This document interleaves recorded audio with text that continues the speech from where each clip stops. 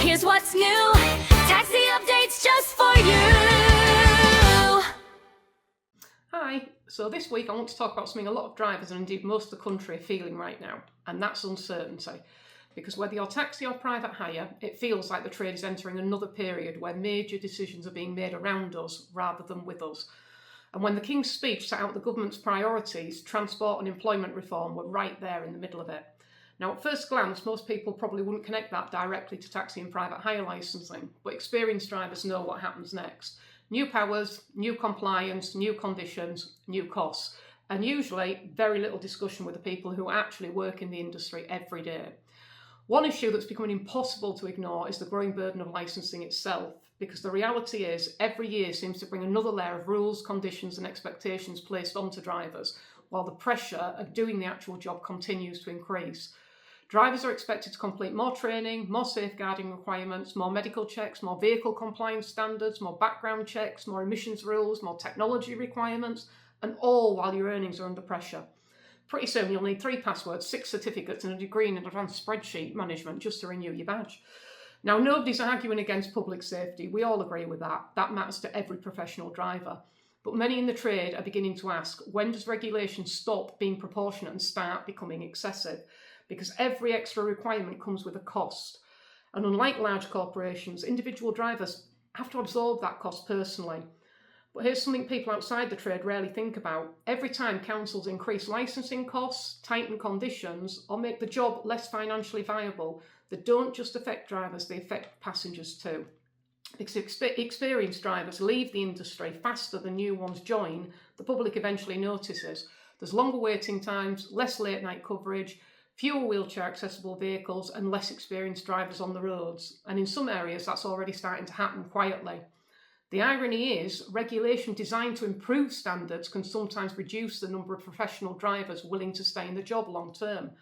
Then there's the issue of consistency, or more accurately, the lack of it. One council introduces one set of standards, another authority does something completely different, one area tightens vehicle age limits, another delays implementation, one licensing office is accessible and supportive, another's harder to get hold of than a passenger who says, "I'll only be 2 minutes, mate." And for drivers, it creates a feeling that the industry has become fragmented and confusing. There's also growing concern around the future direction of employment law, because one thing many drivers are watching closely is whether more operators could eventually be pushed towards worker status rather than self-employed structures. That debate's got huge implications. Flexibility is one of the main reasons many people joined the trade in the first place. The ability to choose your hours, manage your own time, work around family commitments, that independence matters to a lot of us. But at the same time, there are genuine concerns about fairness, earning security and protection against exploitative practices. The challenge for the government is finding a balance without damaging the trade itself. And right now, many drivers don't feel that that balance has been found. Another area quietly creeping into licensing discussions, as usual, is data and surveillance. More digital monitoring, more app-based compliance, more automated enforcement. And again, safety matters. But there's a growing concern that drivers are increasingly treated as data points rather than skilled professionals. Technology should support the trade, not replace trust and communication altogether. And maybe that's the biggest frustration drivers have today. Not regulation itself, but the feeling that policy is often designed by people with very little of understanding of what the job is actually like in the real world and what we do. Because this isn't a normal office job. We deal with difficult passengers, antisocial behaviour, rising operating costs, traffic restrictions, late night safety risks, drunken customers, long hours, all while being expected to maintain professional standards every minute of the day. And that deserves respect, and it deserves a proper seat at the table when decisions are being made. So here's something I'd like to do on future Taxi Talk episodes. If you've got licensing questions, regulation concerns, renewal problems, council issues, vehicle rules you don't understand, or just something in the trade that makes absolutely no sense to you whatsoever, send them in to us. We'll look and see if we can answer them, or at least publicise your concerns and find somebody who can if we can't. Because the chances are, if you're confused by it, half the trade probably is too. And let's be honest, sometimes licensing departments seem to write letters in a language that even Google Translate gives up on. But seriously, get involved. The more drivers that speak up, ask questions and share their experiences, the harder it becomes for decision makers to ignore what's really happening on the ground with us. Because if government genuinely want a safe, reliable and professional taxi and private hire industry, it cannot keep treating drivers as an afterthought. The trade has experience, we have knowledge, we have solutions.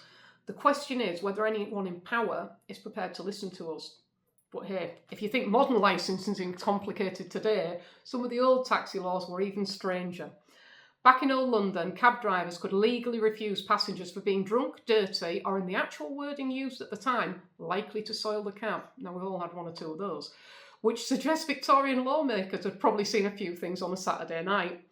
Drivers could also get into trouble for smoking while carrying passengers, arguing loudly in the street, or something officially described as furious driving, which sounds less like speeding and more like trying to get through city traffic after 3 road closures and a diversion.